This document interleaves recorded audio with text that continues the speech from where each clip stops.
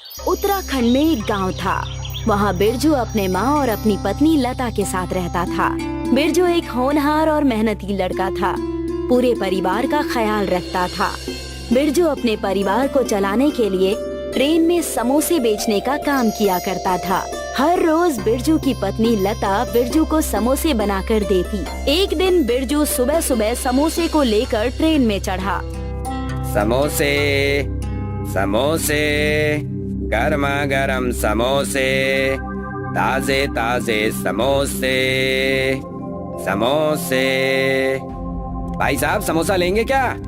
गरम है। नहीं, मैं समोसा नहीं खाता, मैं डाइट पर हूँ। डाइट पर हैं? वो क्या होता है? किसी स्टेशन का नाम है क्या? नहीं नहीं, किसी स्टेशन का नाम नहीं है। जब इंसान अपना वजन कम करना चाहता है तो वो डाइटिंग करने लगता है। डाइट पर आदमी कम खाता है। इसका मतलब हम गरीबों का तो हर रोज डाइट चल रहा है। ग्राहकों को समोसे बेचने के बाद बिरजू के पास थोड़े से ही समोसे बचते हैं। शाम का वक्त हो चुका है। बिरजू ने एक आदमी से कहा, भाई साहब आप समोसा लेंगे? थोड़े ही बचे हैं। नहीं भाई, मेरे पास मेरा सैंडविच रखा हुआ है, मैं इसे ही खा लूंगा। ये क्या होता है सैंडविच? जिस इंसान को बाहर का खाना पसंद नहीं आता ना, वो इसे खाता है। ये लो, तुम भी खाकर देखो। वो आदमी बिरजू को एक सैंडविच देता है, जिसे खाकर बिरजू कहता है, ये तो स्वादिष्ट बना है। अब से मैं सैंडविच भी बेचूंगा। समोसे के साथ सैंडविच, दोनों से कमाई होगी। इतना कहकर बिरजू घर चला जाता है और सारी बातें अपनी माँ और पत्नी लता को बताता है। हमें अब समोसे के साथ साथ सैंडविच भी बेचना चाहिए। इससे लोगों की सेहत भी बनी रहेगी और हमारा व्यापार भी बहुत अच्छा चलेगा। सेहत का तो ठीक है, लेकिन हम इसे बनाएंगे कैसे? और हमारी आमदनी नहीं हुई तो? लता सही कह रही है। बिरजू बेटे, एक काम करना, कुछ दिन तुम सिर्फ सैंडविच ही बेचना समोसे की जगह। शायद हमारा व्यापार चल जाए। मैं आपको कल से ही सैंडविच बनाकर देने लगूंगी। घर वालों की बात सुनकर बिरजू ऐसा ही करता है और समोसे की जगह सैंडविच लेकर ट्रेन में बेचने चला जाता है और पहले ही दिन थोड़ी कमाई करके घर लौट आता है। आधे से कम सैंडविच बिके हुए देखकर लता और माँ जी ने कहा, निराश ना हो बिरजू, ये तो आज पहला ही दिन है। कल फिर से चले जाना, कल तुम्हारा अच्छा व्यापार होगा। कल की तैयारी मैंने आज ही कर ली है। हम जैसे तरह तरह के समोसे बेचा करते थे, वैसे ही हम कल से अलग अलग तरीके के सैंडविच बेचेंगे। अलग तरीके? कैसी सैंडविच बेचेंगे? कहना क्या चाहती हो? हम कल पहाड़ी सैंडविच बेचेंगे। पहाड़ी सैंडविच यानी ऐसी सैंडविच, इस एक सैंडविच से पूरे परिवार का पेट भर सके, ऐसी सैंडविच। लेकिन बहू, इसका खर्चा हम कैसे देखेंगे? पहाड़ी सैंडविच बनाने के लिए हमें और खर्च करना होगा ना, और अगर व्यापार नहीं चला तो हमारे पैसे बर्बाद हो जाएंगे। हमें ये कदम उठाना ही होगा, वरना हम ऐसे ही पछताएंगे। सबके मान जाने पर लता पहाड़ी सैंडविच बनाती है। दूसरे दिन बिरजू पहाड़ी सैंडविच का एक बड़ा सा टोकरा लेकर ट्रेन में बेचने के लिए चला जाता है। सैंडविच, पहाड़ी सैंडविच, जो खाए मुस्कुराए, जो ना खाए वो पछताए। सैंडविच, पहाड़ी सैंडविच। बिरजू के पहाड़ी सैंडविच पहले कुछ ही घंटों में ही पूरे बिक जाते हैं। वो खुश होकर ये बात घर आकर बताता है और माँ जी सारी शाबाशी लता को देकर कहती है, बहुत अच्छी तरकीब निकाली बहू तुमने, मजा आ गया। धन्यवाद माँ जी, लेकिन ये तो मेरा फर्ज था। समय बीत रहा था। बिरजू के पहाड़ी सैंडविच बहुत प्रचलित हो गए थे। कई बार तो सारे सैंडविच स्टेशन पर ही बिक जाते थे। बिरजू ट्रेन पर चढ़ ही नहीं पाता था। लेकिन बिरजू के साथ एक एक्सीडेंट हो गया। डॉक्टर ने बिरजू को पूरे 6 महीने के लिए बेड रेस्ट कह दिया। मानो पूरा परिवार टूट सा गया। माँ जी और लता दोनों ही निराश हो गए। 6 महीने का आराम यानी बेड रेस्ट सुनकर बिरजू और लता के मानो होश ही उड़ गए हो। आपको 6 महीने तक आराम करना है। अगर आपने अपनी रीढ़ की हड्डी पर ज्यादा जोर लगाया तो खतरा और भी बढ़ सकता है। अपना ख्याल रखिए और ये दवाइयाँ खाते रहिएगा।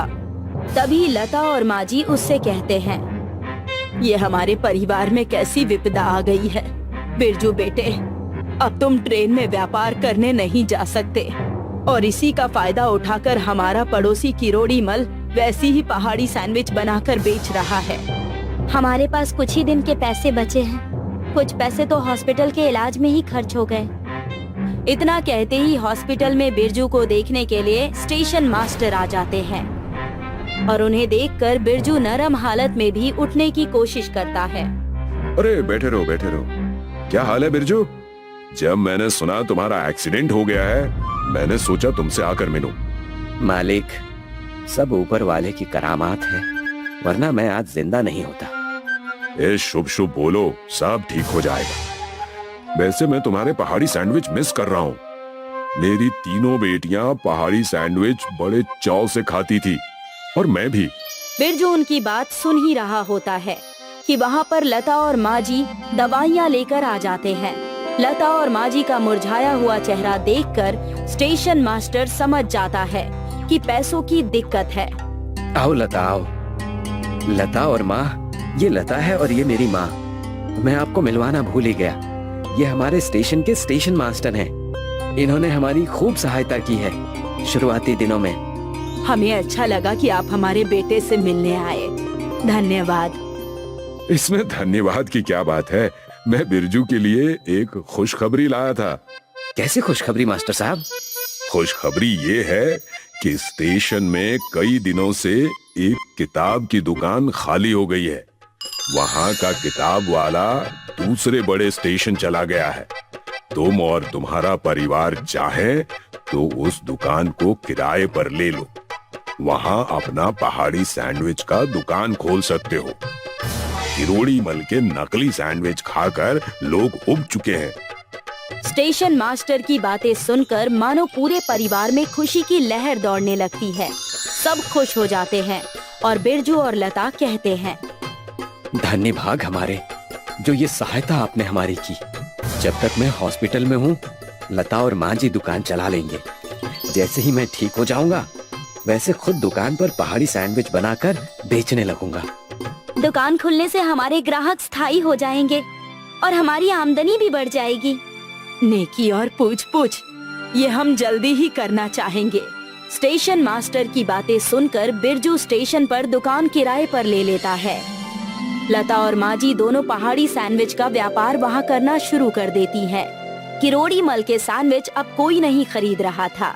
कुछ दिन के अच्छे व्यापार से उन्होंने दुकान का किराया भर दिया और माजी ने स्टेशन मास्टर को धन्यवाद दिया। बिरजू की तबीयत भी अब ठीक होने लगती है और बिरजू अपनी दुकान पर ठाठ से और बड़े ही गर्व के साथ पहाड़ी सैंडविच बेचता है और पूरा परिवार खुशी खुशी रहने लगता है।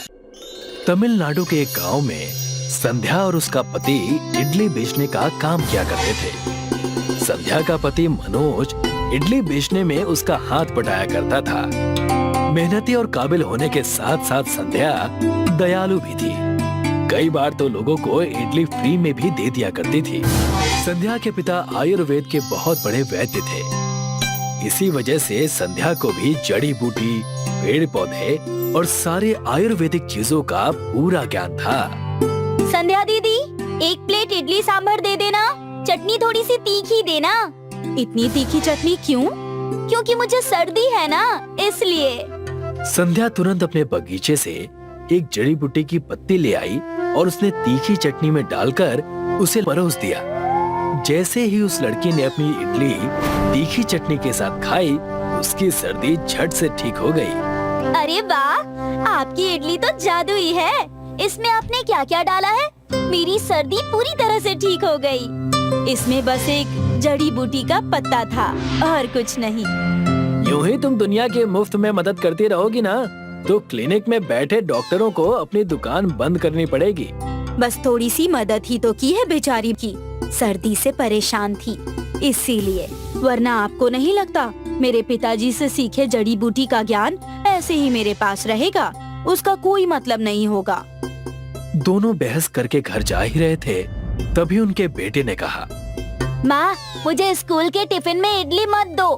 मैं हमेशा इडली लेकर जाता हूँ। मुझे मेरे सारे दोस्त चिढ़ाते हैं। तुम्हारे बाकी सारे दोस्त टिफिन में क्या लेकर आते हैं बेटा?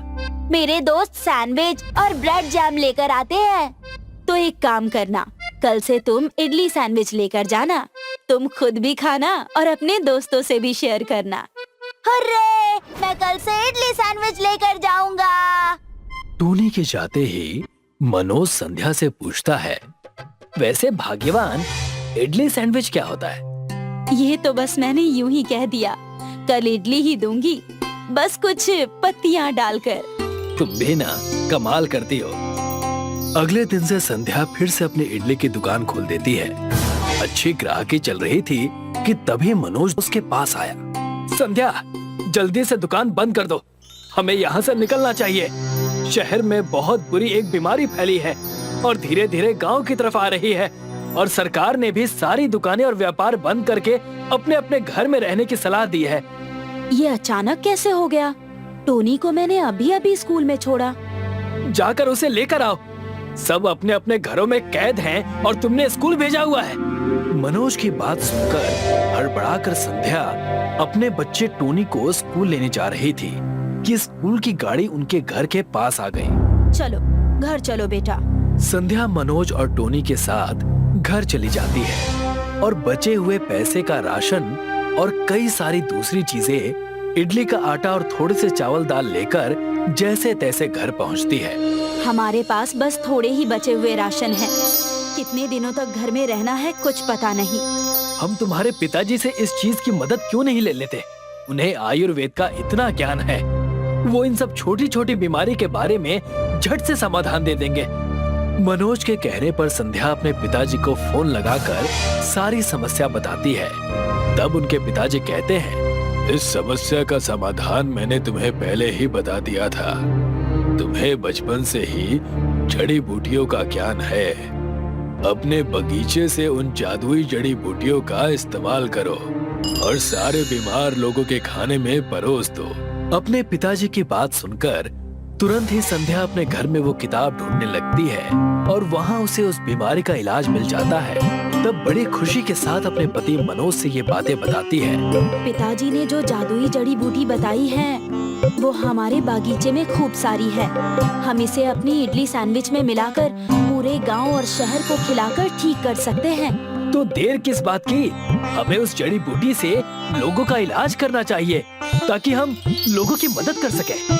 लेकिन हमारे पास कुछ ही दिनों का राशन है और अगर हमने इसे भी इस्तेमाल कर दिया तो हम आगे का क्या करेंगे?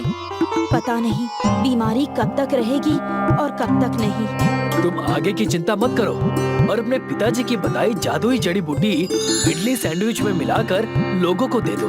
मनोज के इतना कहते ही संध्या अपने बगीचे से जादुई जड़ी बूटी, ऐसी जड़ी बूटी जो सिर्फ केवल सिद्ध पुरुष और उनके खानदान के पास थी, उस जड़ी बूटी को तोड़कर संध्या ने अपने घर के आस पड़ोस वालों के लिए इडली सैंडविच बना दी।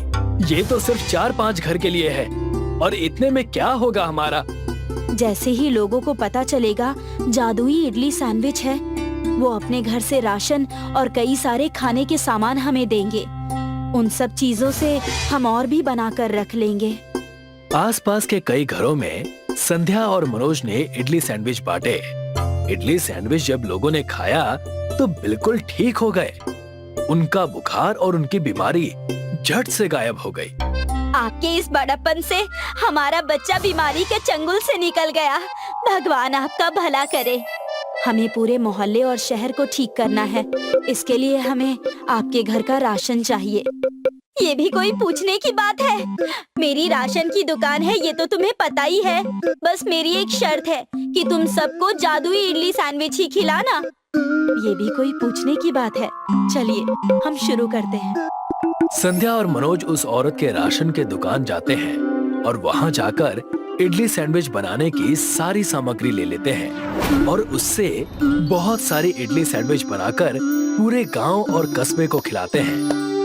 भाग्यवान, अगर हमने इन सारे रोगियों का इलाज कर दिया तो पूरे गांव बल्कि पूरे शहर में हमारी इडली सैंडविच की दुकान मशहूर हो जाएगी और लोग आयुर्वेद उपचार अपनाने लगेंगे। आपने बिल्कुल सही कहा। हमें बस जादुई जड़ी बूटी इडली के अंदर डालकर उसका सैंडविच बनाना है और सारा काम हो जाएगा। चलिए बिना देरी किए हम काम शुरू कर देते हैं। पूरे गांव को संध्या और मनोज हर एक घरों में जाकर जादुई इडली सैंडविच देते हैं और उनसे कहते हैं, ये लीजिए, हमारी इडली सैंडविच खा लीजिए। इससे आपका पूरा परिवार स्वस्थ हो जाएगा और कोई भी बीमारी नहीं फैलेगी। जी मैंने बहुत सुना है इस इडली सैंडविच के बारे में और मैं ये जरूर खाऊंगा। संध्या उस आदमी को जैसे ही इडली सैंडविच देती है, वो आदमी अपने परिवार को खिला देता है और देखते ही देखते कुछ ही क्षण में उनकी बीमारी गायब हो जाती है। भगवान आपका भला करे, आप इतना नेक काम कर रहे हैं। हर एक परिवार से आपको दुआ मिलेगी। मैं तहे दिल से आपका शुक्रिया अदा करना चाहूंगा। संध्या और मनोज खुश होकर वहाँ से चले जाते हैं। सारा गांव उनके जादुई इडली सैंडविच के गुणगान गाने लगता है। तुम अपने पिताजी को फोन करके धन्यवाद कह दो, उन्होंने हमें इस बीमारी से बचा लिया।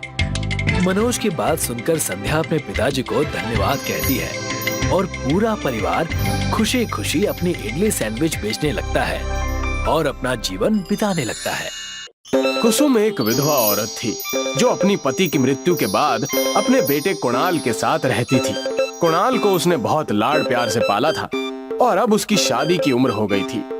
एक दिन कुणाल ऑफिस से आता है तो कुसुम उससे कहती है, कुणाल, मुझे तुमसे कुछ बात करनी है। हाँ बताइए। तुम हाथ मुंह धो लो और खाना खाने बैठो, फिर बताती हूँ। ठीक है माँ, आप खाना लगाओ फिर बात करते हैं। कुसुम उसके लिए गर्मा गर्म खाना लगाती है और कुणाल हाथ मुंह धोकर खाना खाने बैठ जाता है। एक प्लेट को उठाता है तो उसमें लजीज खाना होता है और दूसरी प्लेट देखता है तो उसमें कुछ तस्वीरें होती हैं। ये सब क्या है माँ?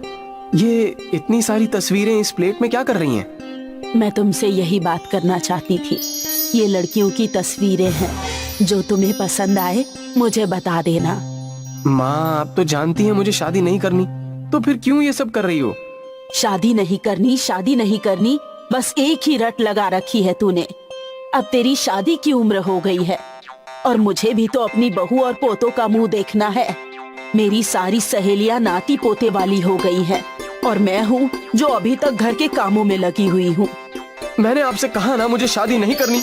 जब मैं सभी सहेलियों के साथ बैठती हूँ तो सब अपनी बहुओं की बुराई करती हैं और एक मैं हूँ जिसके पास बहू ही नहीं है, तो बुराई कहाँ से करूँ? अच्छा, तो तुम्हें बहू बुराई करने के लिए चाहिए? अरे नहीं रे, मुझे तेरा हंसता खेलता परिवार देखना है। तेरे पिता के जाने के बाद एक तू ही तो है जिसके सहारे मैंने अपनी पूरी जिंदगी बिताई।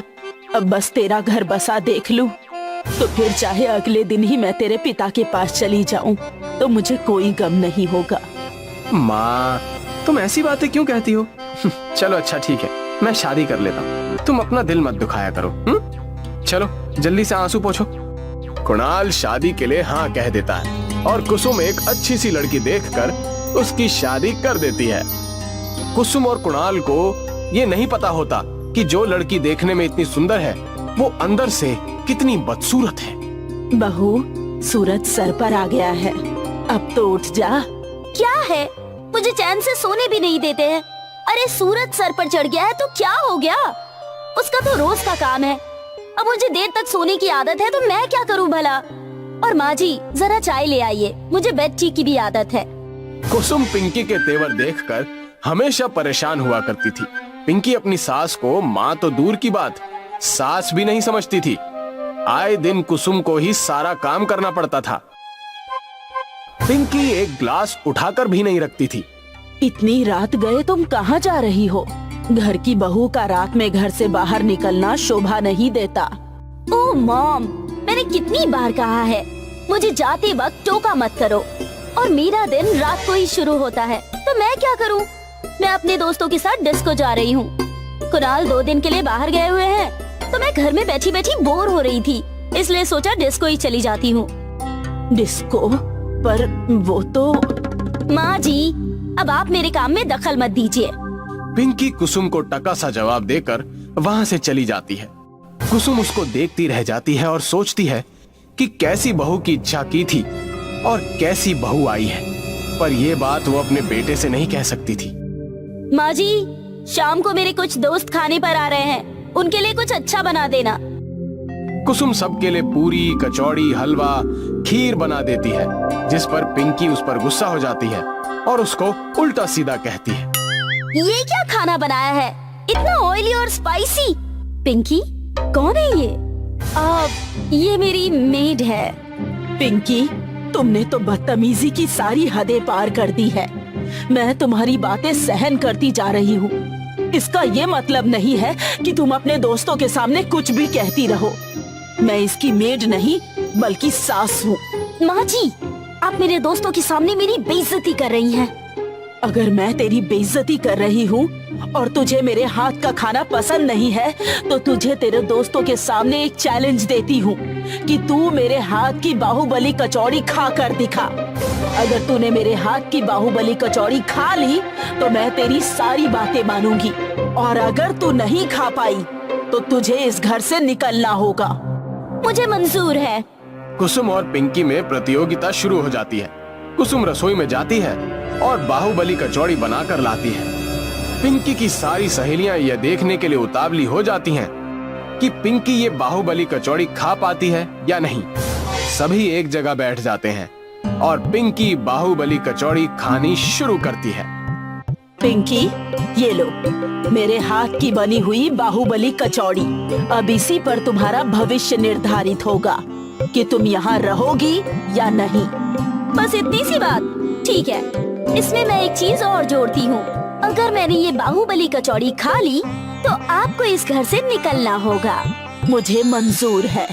पिंकी बाहुबली कचौड़ी खाने के लिए तैयार हो जाती है। वो बहुत कोशिश करती है, परंतु बाहुबली कचौड़ी नहीं खा पाती। पिंकी की सारी सहेलियां उसको प्रोत्साहित करती हैं, पर पिंकी हार जाती है। अरे, ये कचौड़ी तो मुझसे खाई ही नहीं जा रही है। ये बाहुबली कचौड़ी तो बहुत बड़ी है। कैसे खाऊं मैं इसे, समझ में ही नहीं आ रहा। इससे अच्छा तो मैं हार ही मान लूं।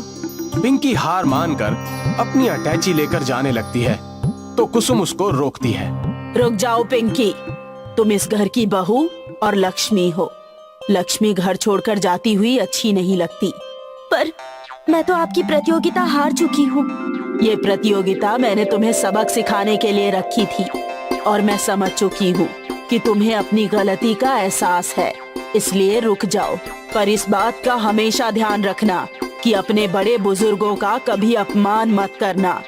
वो हमेशा तुम्हारे भले के लिए कहते हैं। पिंकी अपनी आंखों में आंसू लेकर कुसुम के गले लग जाती है और फिर सभी को बाहुबली कचौड़ी खिलाती है। सबको कुसुम की बाहुबली कचौड़ी बहुत पसंद आती है। उसमें से एक लड़की कहती है, आंटी जी, आपकी ये बाहुबली कचौड़ी सच में लाजवाब है।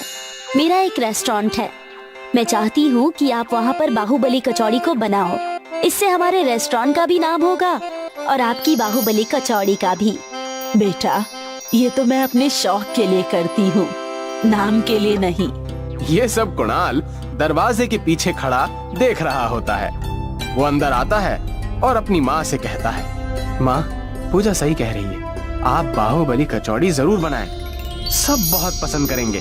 कुणाल और पिंकी के बार बार कहने पर कुसुम बाहुबली कचौड़ी बनाने के लिए तैयार हो जाती है। सबको बाहुबली कचौड़ी बहुत पसंद आती है और वो अपनी कचौड़ी का नाम रखती है सास की बाहुबली कचौड़ी। उसकी बाहुबली कचौड़ी बहुत प्रसिद्ध हो जाती है और सब उसका खाना पसंद करते हैं। माँ, आपकी इस बाहुबली कचौड़ी ने तो मेरी जिंदगी ही बदल दी। अब मैं भी आपसे ही इस हुनर को सीखूंगी। अब मुझे अपनी माँ मिल गई है। मेरी माँ नहीं थी ना, इसलिए मुझे पता नहीं था कि माँ का प्यार क्या होता है। आपसे मैंने माँ का प्यार पाया। दोनों सास बहू अब हंसी खुशी एक दूसरे के साथ रहती थी।